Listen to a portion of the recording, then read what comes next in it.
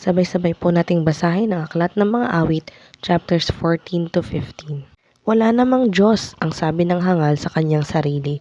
Silang lahat ay masasama, kakilakilabot ang kanilang mga gawa. Walang gumagawa ng mabuti. Wala nga, wala. Nagmamasid si Yahweh mula sa itaas, sangkatauhay kanyang sinisiyasat.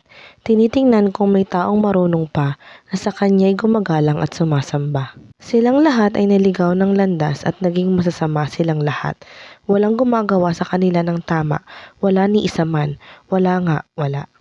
Ang tanong ni Yahweh, di ba nila alam itong masasama, lahat na ba'y mangmang?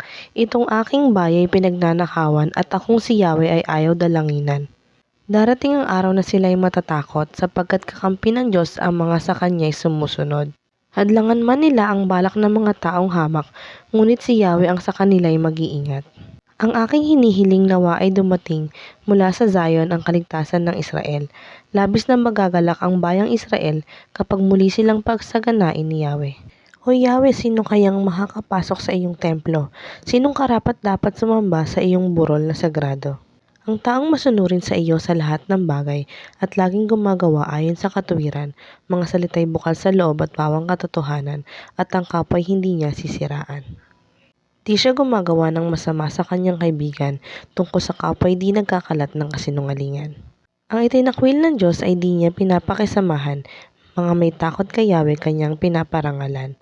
Sa pangakong binitawan siya'y laging tapat, anuman ang mangyari salita'y tinutupad. Hindi nagpapatubo sa kanyang mga pinautang, di nasusuhulan para ipahamak ang walang kasalanan. Ang ganitong tao'y di matitinag kailanman.